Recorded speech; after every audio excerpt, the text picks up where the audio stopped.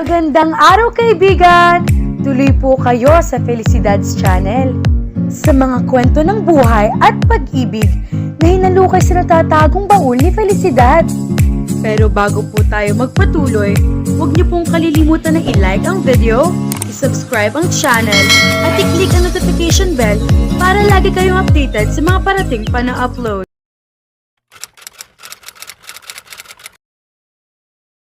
Hindi makapaniwala si Julius na mag-aalas 10 na ng gabi ay kasama pa rin niya si Jaya. Hindi man lang siya nakaramdam ng kahit katiting na pagkabagot sa piling nito. Pasimpleng sinulyapan niya ito. Magkatabi sila sa backseat ng Ford Everest. Pero nasa magkabilang gilid sila kaya may espasyo sa gitna nila. Kahit gabi na ay may kausap pa rin ito sa cellphone. Napailing-iling siya. Workaholic ito at sobrang driven. Tila kapag mayroon itong ginustong project o kahit anong bagay ay hindi ito tumitigil hanggat hindi nakukuha ang nais na resulta. Hindi ako matutulog hanggat hindi tayo nakakabuo ng konkretong plano para makontrol ang pamimesa ng mga uod na yon. Ang titigas sa mukhang manalasa sa farm ni Nordeliza Milo, Jaya Honor Orozco. Ha? Nakagat niyang ibabang labi para pigilan ang paghagik-hik. Pinagmasdan niya ito. Medyo team ang suot nitong white long sleeve blouse, maong pants at boots para sa mga suot nito sa ilang beses na pagkikita nila. Pero hindi pa rin nawala ang pagka-elaborate nito. May pulang brooch ito at kulay ube ang cowboy boots nito. In fairness to her, sa halip na awkward tingnan ay magandang dating dito ng mga iyon. Siguro ay dahil ito ay sanay sa pagsusuot ng mga ganoon kaya komportable ito at confident ang bawat kilos. Patuloy ito sa pagsasalita. Kung ano-ano ang tinatalakay nito sa kausap tungkol sa negosyo. Napangiti na naman siya. Na-impress siya sa mga narinig at nakita niya rito. Sa maghapong magkasama sila ay marami siyang nadiskubre tungkol dito. Nagbabago ang paraan ng pagdadala nito sa sarili, depende sa mga taong kaharap nito at sitwasyon. Nakakabilib din na kahit mag-isa siya sa buhay, ay kaya niyang i-handle ang lahat ng problema. May pagkakataon na nagiging istrikto at professional ito, malayong malayo sa weirdo kung pumorma at nagiinarting babaeng nang harana sa bakuran nila. Pagkatapos itong makipag-usap sa cellphone, ay minasahin nito ang sentido nito. Hay, sumasakit ng ulo ko, Julius. Stressed out na talaga ako, grabe. Magpahinga ka na kaya? Suhestyon niya. Umiling ito. Inilabas nito ang maliit na pulang MacBook laptop nito. Bago nito binuksan iyon, ay nagsuot muna ito ng reading glasses. Nearsighted ako. Simpleng paliwanag nito. Ang cute naman yan. Hindi nakatiis na komento niya. Nakatingin sa laptop. May ganyan na palang gadget? MacBook Air model kaya to? Tumatangong sabi nito na hindi man lang tumingin sa kanya. Sandali lang ha. Uunahin ko lang ito at baka makalimutan ko. Napailing-iling siya. You're unbelievable. Sa halip na magpahinga ka na, hayan at patuloy ka pa rin sa pagtatrabaho. Hindi ito tumugon. Tila na poses na ito at ginagawa nito kaya nakalimutan na siya. Pero sa halip na mainis ay lalo siyang napahanga rito. Nahihirapan siyang isipin na ang isang babae kasing self-indulgent na si Jaya ay ganoon king katalas ang business sense. Nakaka-impress ang sensibility nito sa pagdidesisyon. Nagkibit balikat siya.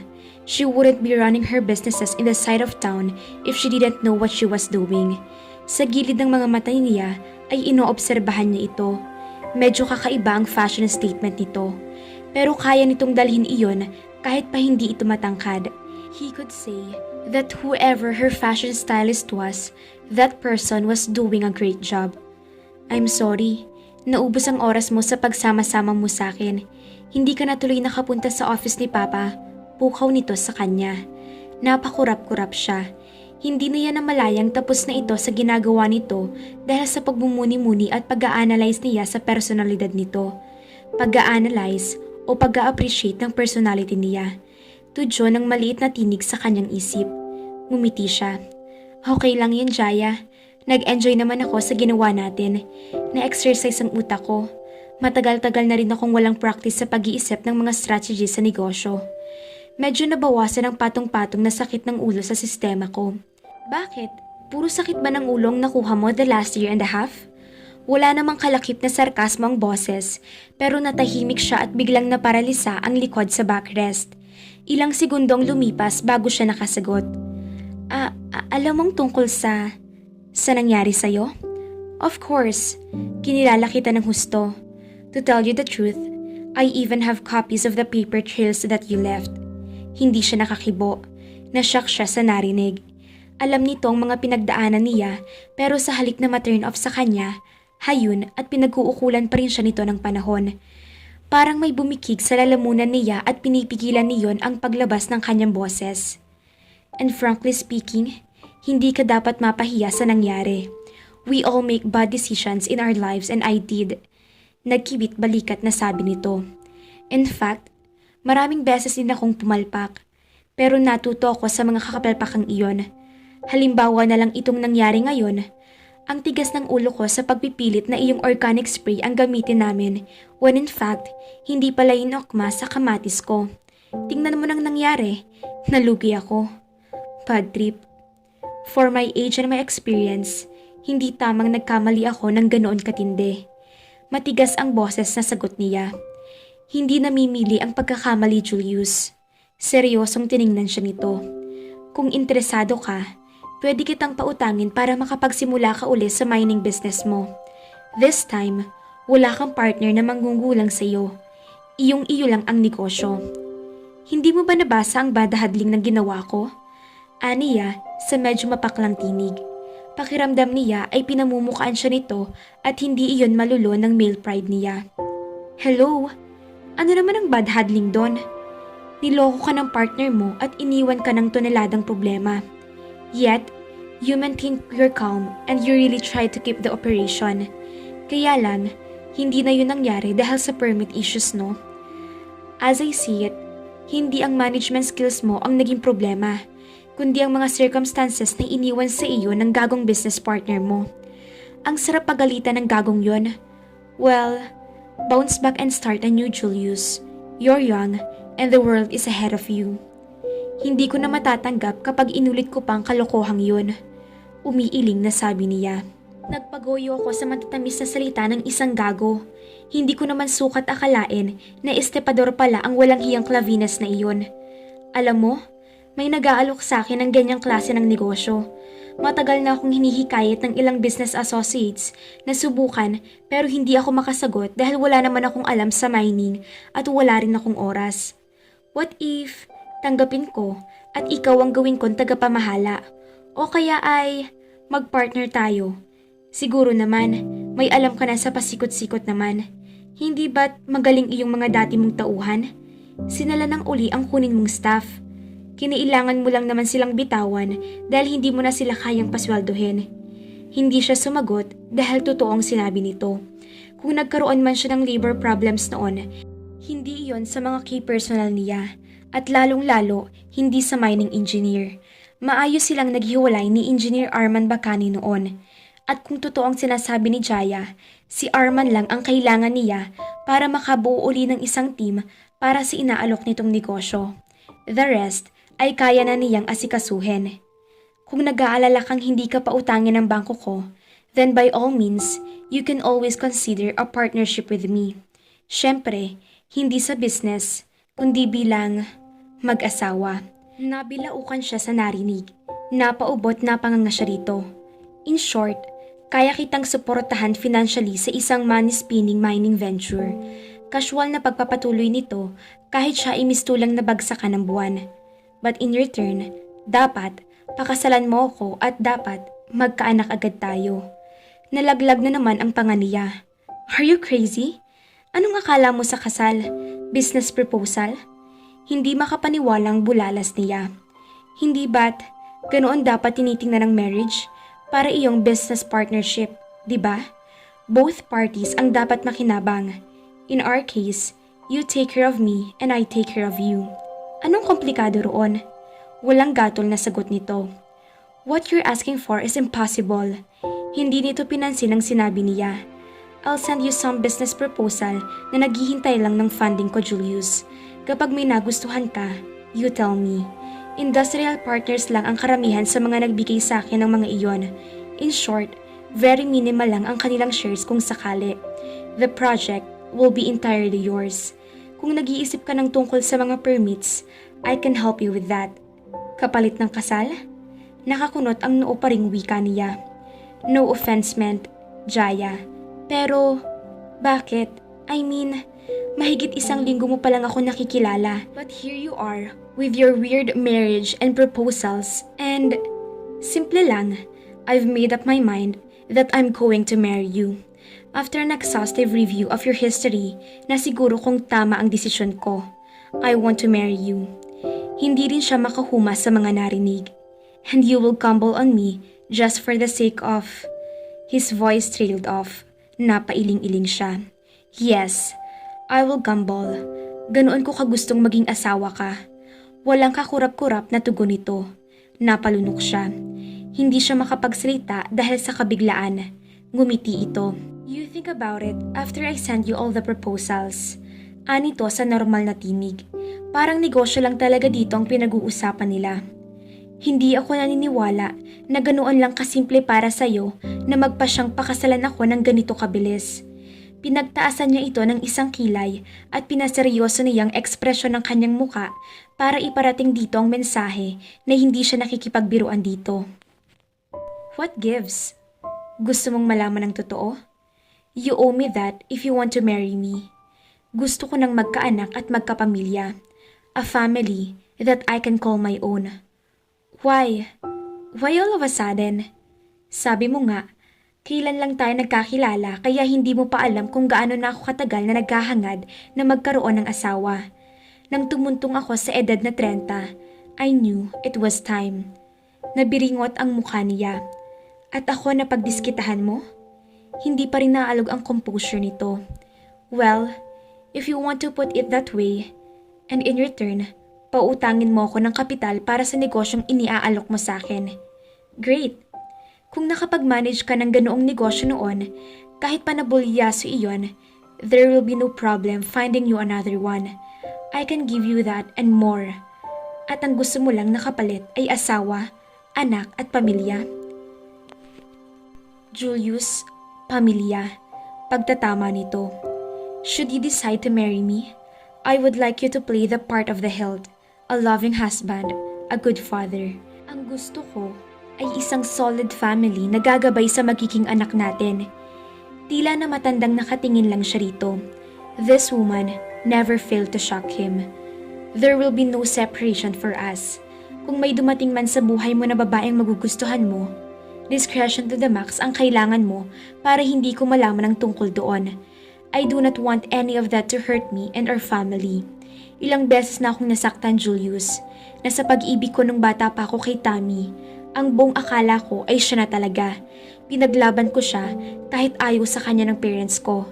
Pero natuklasan ko na may nauna pa pala sa akin at panakipbutas lang ako. Imagine, ang tagal kong nagmukhang tanga at makikipagtana na sana ako. Noong vulnerable pa ako sa pag-ibig. Napangiti siya. Amused this time. Do you mean... wala kang gusto sa akin? Utak mo ang pinagagana mo bago ang puso? Unfair naman yata yun. Naibulong ni Julius. Bakit ba ako mag-e-expect na may gusto sa akin ang babaeng na ito? Hindi ba may agenda siya kaya gusto niya ako maging asawa? In short, hindi rin ako pwedeng mambabae? What for? Babae naman ako. Kaya kong ibigay ang anumang pwedeng ibigay ng ibang babae sa'yo. And more. Iyon ang dapat mong isipin palagi kapag mag-asawa na tayo. Hindi na naman siya makasagot. Biglang napansin niya na nawalang angas sa mukha ni Jaya.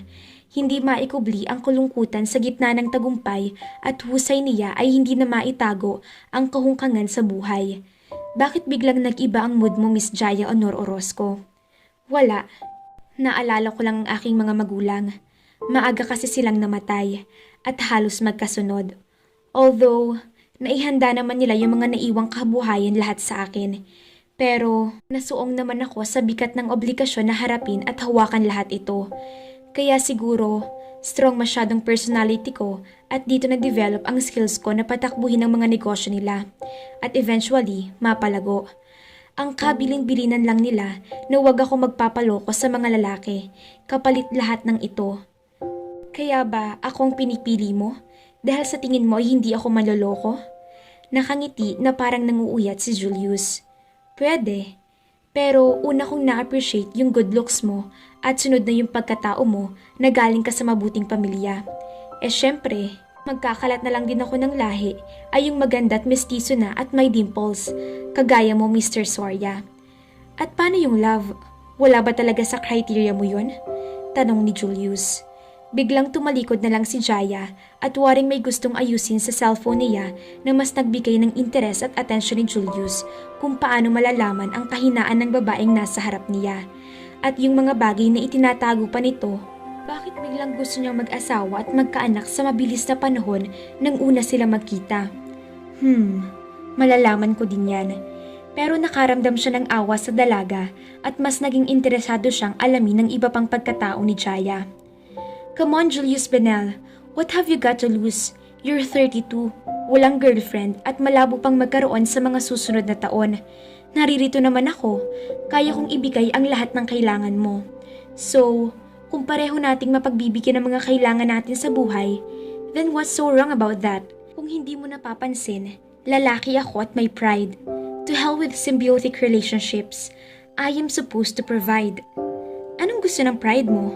Maging manager kuno sa negosyo ng tatay mo.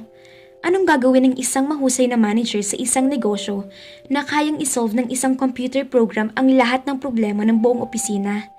And live in frustration while the years drag on and on. Walang bahid na panguuyam ang tinig nito. Sa halip ay nagsasabi lang ito ng katotohanan. I have plans. Hirit pa rin niya. Tininglan lang siya nito pero hindi nagkomento. I just need some time to collect my thoughts. Patuloy niya na hindi alam kung sinong kinukumbinsi. Kung si Jaya o ang sarili niya. Break lang ito dahil katatapos lang ng matinding collect your thoughts tomorrow kapag na-review mo ang ilan sa mga business proposals na ipadadala ko sa'yo.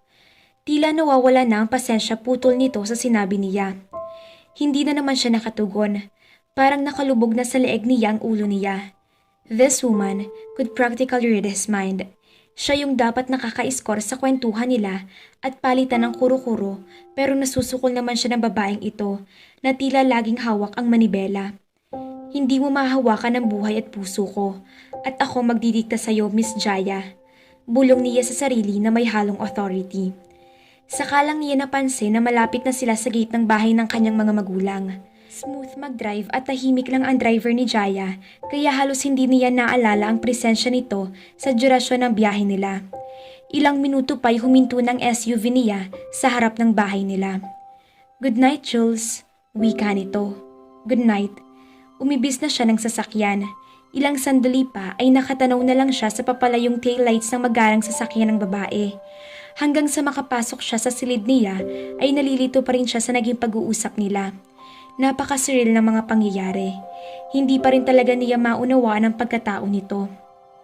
Abala si Jaya sa opisina niya sa Santo Angel Rural Bank nang pumasok sa pinto si Belina. Nagdeposito raw ito ng pera sa account nito at nang malamang naroon siya ay pinuntahan siya nito. Nakibalita ito sa mga nangyari sa kanya ng mga nagdaang araw. Sa dami ng mayayamang nanliligaw sa'yo, bakit hindi ka nalang pumili sa kanila? Instead, ang nagustuhan mo pa ay yung fallen man na ikaw pang kailangang mag-finance. Wika nitong pinanlakihan pa siya ng mga mata. Nasisiraan ka na ba ng bait? Maayos ang takbo ng isip ko. Sagot niya. I-analyze mo nga, Belina. Pareho lang yun, diba? In the long run, gusto rin lang akong pakinabangan ng mga lalaking iyon. So, bakit pipili ako ng iba kung kaya ko namang makuha ang gusto ko? Si Julius ang pinakagwapo sa mga lalaking sinasabi mo. Pero hindi biro ang mining business, iha. Pantalon lang ang bitbit niya sa venture na iyon if ever. Ikaw lahat ang gagastos doon. Kaya nga iyong mga maliit na mining prospects lang munang iaalok ko sa kanya. Besides, he still really needs the experience. Belle, but I can see in him the promise of becoming a very good businessman. Kailangan lang niyang mabigyan ng chance. Hindi ko maintindihan ng logic na pinagagawa mo, Jaya. Pero kung iyan talagang gusto mo, bahala ka. Milyones mo naman ang gagastusin mo at hindi akin eh. Napabuntong hiningang sabi nito. Pero sa tingin mo ba, papayag kaya siya? Kung matalino siya, papayag siya.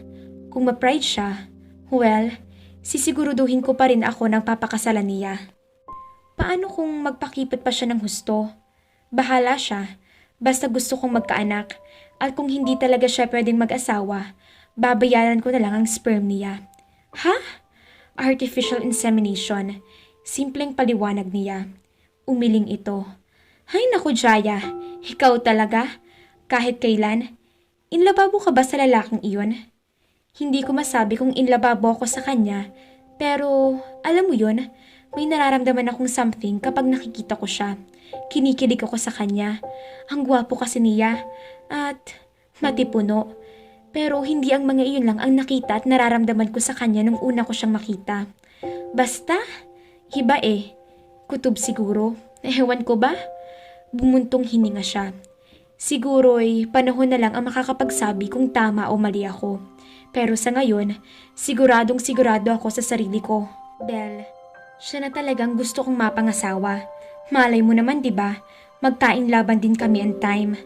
Ewan ko sa'yo, basta ingatan mo ang kayamanan mo. Alam kong disenteng pamilya niya at mukhang ganon din naman siya.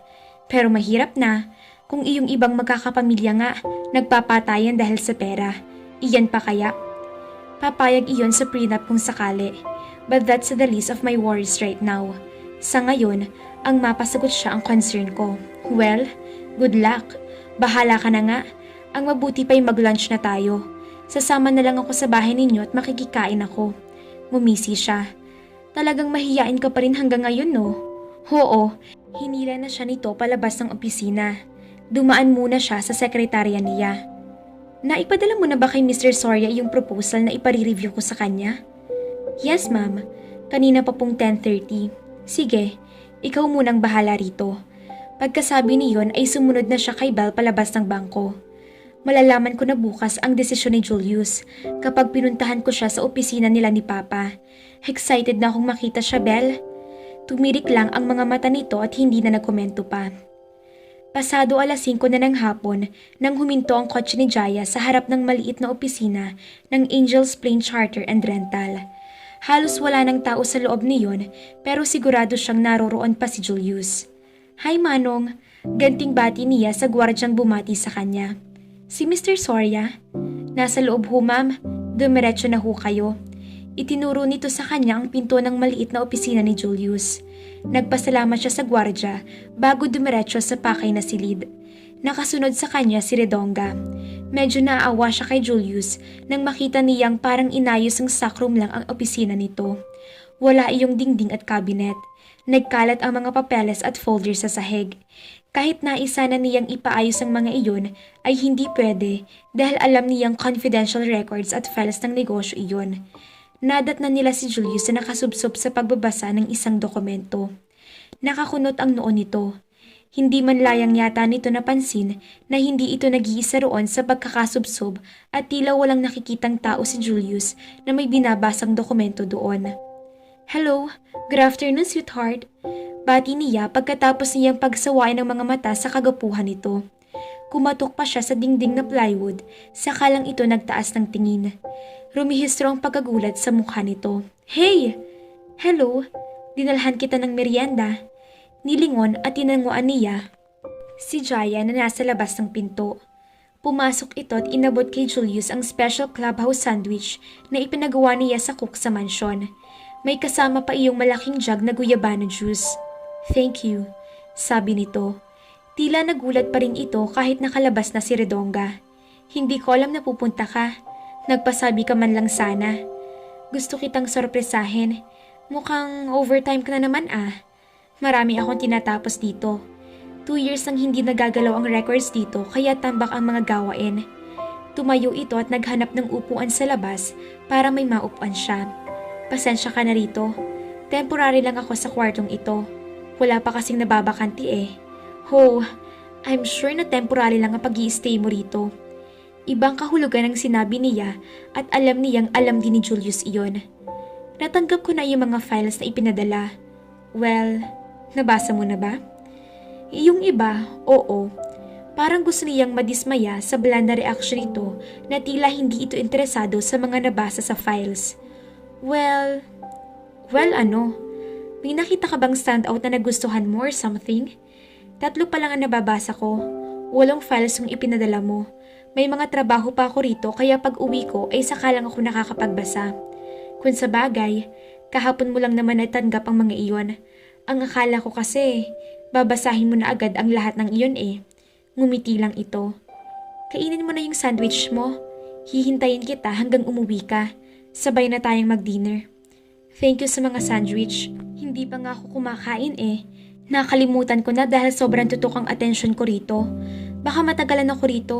Nakakahiya naman sa'yo kung hihintayin mo pa ako. Okay lang sa'kin. Gusto kitang makasama. Kung gusto mo, sabay tayo magtrabaho. Tutal, dala ko naman ang laptop ko. Ngumiwi ito at umiling. Hindi yata yun magandang tingnan. Ano naman ang hindi magandang tingnan doon? Kung pwede nga lang, gusto ko na lagi ako nakabuntot sa'yo. Nasa getting to know each other stage tayo, diba? We should spend more time with each other. Ilang buwan bang balak mong getting to know each other na yan? Napapangiting tanong nito. Mga 1 week lang. Pwede na ba iyon o masyado nang matagal? Tumawa ito. Tatapusin ko lang itong huling dokumentong ipinafile ko. Then, let's get out of here. May alam mo kung pwede natin puntahan. Samahan mo ako at doon ko na lang kakainin itong sandwich na dala mo. Natuwa siya sa suggestion nito.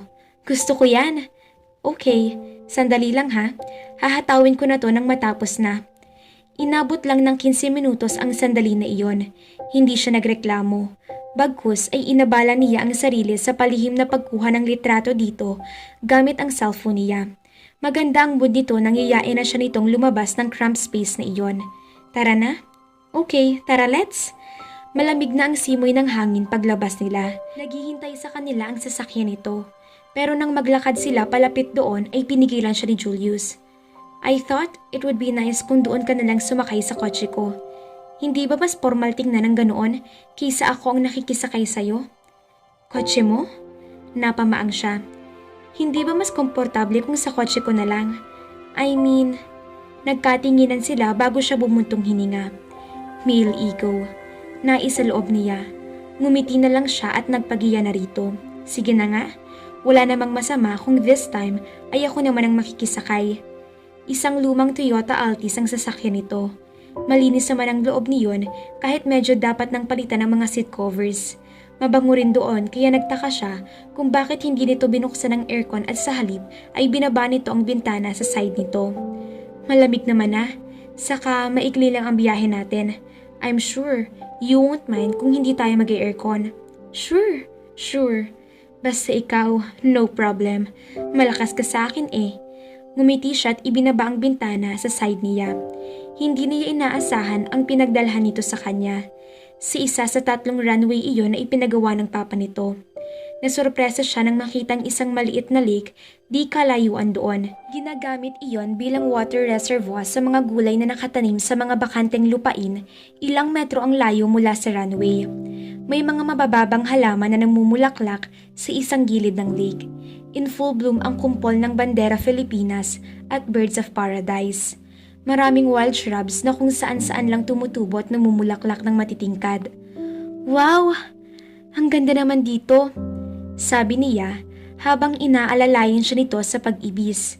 May kinuha itong tarpaulin at picnic blanket mula sa compartment ng kotse. Nang mailatag nito ang mga iyon sa damuhan ay doon siya pinaupo nito. Kahapon ko lang na-discover ang lugar na ito. Itinuro lang sa akin ni Papa nang mag-site inspection kami kahapon. Nag-tour kami at nakita ko nga itong water reservoir. May shed doon sa puno ng mangga. Nang ituro nito ang puno ay tinanaw niya iyon. Kaya lang, malayo na iyon. Kaya dito na lang tayo. Hindi ka ba nahihirapan na nakaupo sa lupa? Hindi naman, okay lang ako. Sagot niya. As if naman maglulupa kaya ako. Pero mabuti na lang talaga at naisipan niyang magpantalo ng araw na iyon. Plano kong dito mag-lunch at dito na rin dumiretso pagkagaling ko sa trabaho. Dito ko balak basahin iyong mga files para walang interruptions. Kaya lang, may ipinasok na trabaho sa akin kaninang umaga kaya hindi na ako nakalabas ng opisina. At hindi pa sana ako makakapunta rito kung hindi ka dumating. Umupo na rin ito. May sandwich pa ako ngayon, di ba? Perfect. Maganda rito. Presko at mahangin. Kaya lang ay masisira ang hairdo ko. Hayaan mo na. It won't hurt to lay your hair down.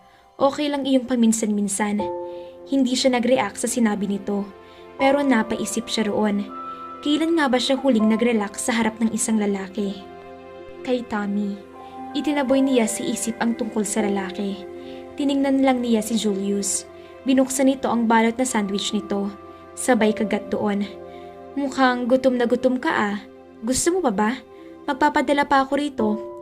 Okay na ito, di ba't niyaya mo pa akong mag-dinner? Sasama ka sa akin sa bahay? Oo naman, masarap ang luto ng cook mo noong linggo. Saka hindi mo pa ako naitutour sa second floor ng bahay mo. Napamaang siya rito, ngumiti ito.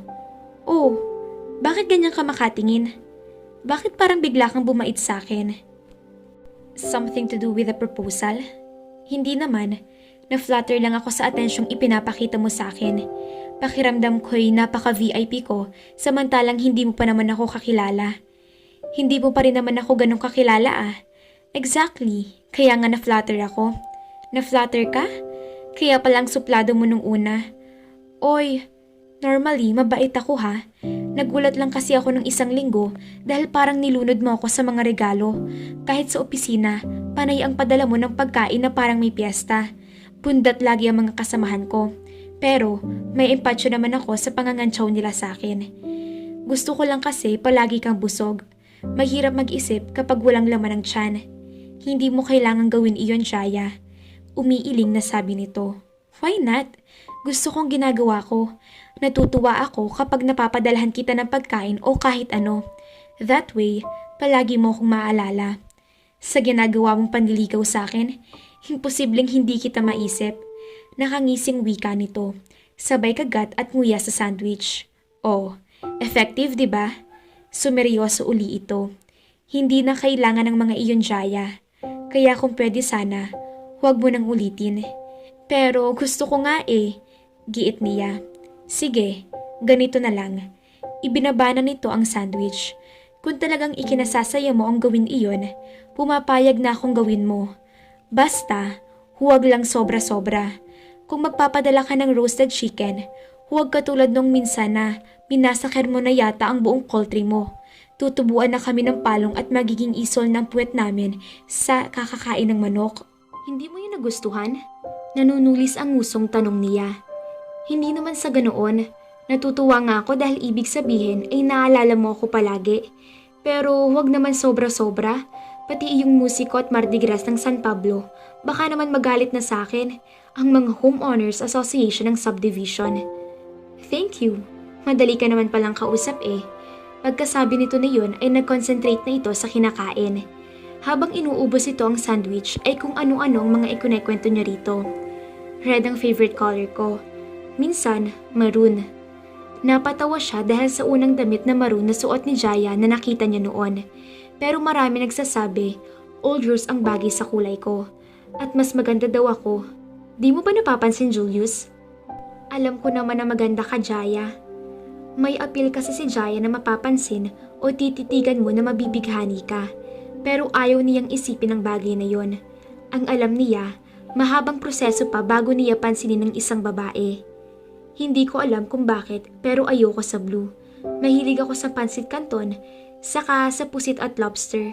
Hindi ako mahilig sa maanghang na pagkain. Hindi ako masyadong mahilig sa sausawan, pero mahilig ako sa soup. Namatayan ako minsan ng aso, si Horatio.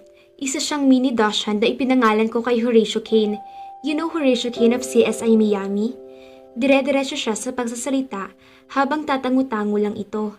Ayan, nasabi ko na yata ang lahat ng tungkol sa akin. Wala na siguro akong nakalimutan. Uminom ito ng juice at saka isinara nito ang jug.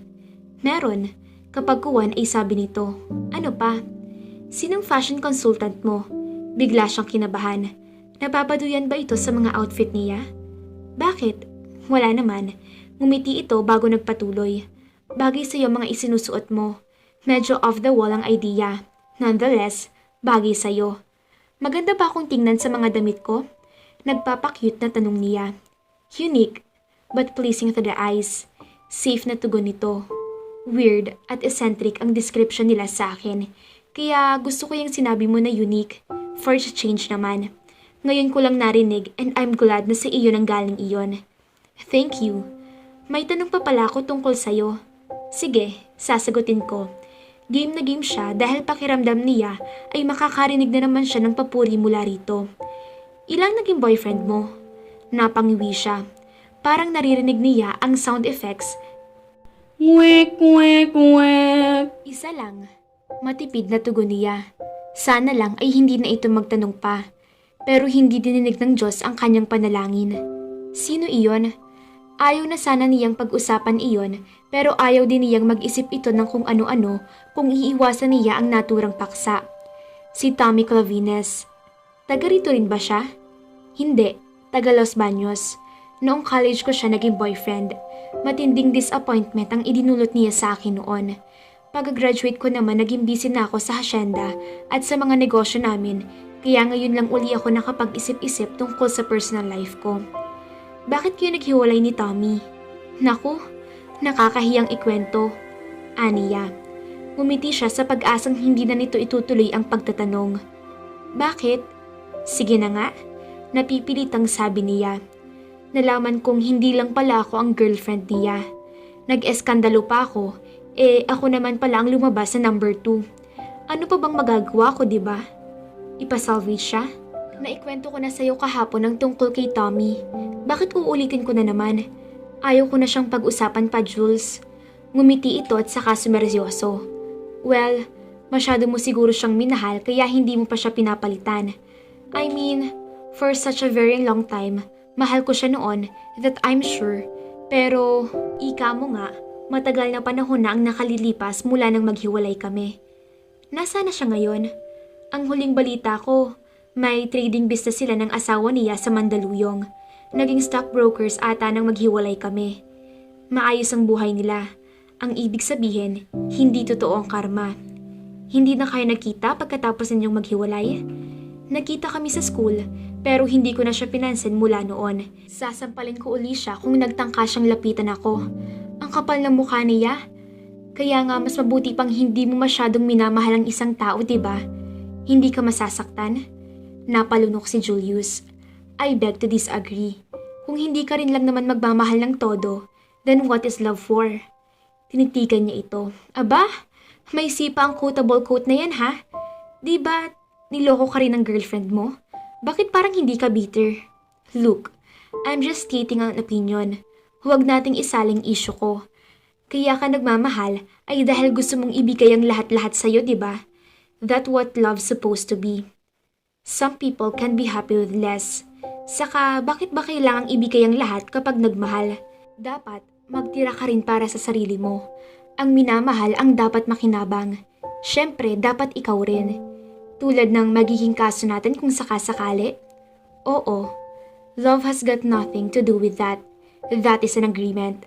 A contract to care of each other, not love each other. Hindi agad siya nakasagot. Well, mas mabuti na iyon kaysa masaktan ako kung sakaling mahal na mahal kita. Pero kamukat-mukat ko, hindi naman pala gano'n ang nararamdaman mo para sa akin. Masaklap yun ha? Nagkibit balikat ito. Siguro nga, mas mabuti nga ang ganoon. Halika na, dumidilim na at saka malamok na rito. Tumayo ito at inalalayan siyang tumayo. Pagkatapos silang isakay uli sa sasakyan ang tarpaulin at picnic blanket, ay sumakay na uli sila sa kotse. Nang makita ng driver niya na nakasakay na sila ni Julius sa Toyota Altis, ay mabilis na pinaandar na ito ang kotse nito at nagpatiuna na sa kanila. Sinundan lang nila ito hanggang sa makarating sila sa mansyon. Pagkatapos silang mag-dinner, ay sige sa pagkakwentuhan ng kung ano-anong bagay. Medyo malalim na ang gabi nang magpaalam ito. So, I'll see you when I see you? Gusto mo ba uli ako makita bukas? Nanunuksong tanong nito. You know where to find me. Yumukod pa ito bago tuloy ang sumakay sa kotse nito. Good night, Jaya. Good night, Julius. Dream of me. Ngumiti ito bago tuluyang pinaandar ang sasakyan. Nakangiti rin siya nang habulin ito ng tingin hanggang sa tuluyang sumara ang gate at naiwan siyang nakatayo sa harap ng mansyon. Hindi pa rin humuhupa ang high na nararamdaman niya dahil kay Julius. Kay tagal niyang hinintay na muling makaramdam ng ganoon. Naging effective na ang panlilikaw ni Jaya kay Julius na hindi naman alam ng binata na may kasamang plano at intensyon kaya ginagawa ni Jaya iyon. Pero mukhang na-inlove na ang ating dalaga sa binata. Ano naman kayang aasahan natin sa binata? Paano naman niya mapapansin si Jaya at mararamdaman ang kagandahan ng puso nito at tuluyang umibig din siya? Mangyayari pa kaya o masasaktan silang muli? Kaabang-abang ang mga susunod na kabanata.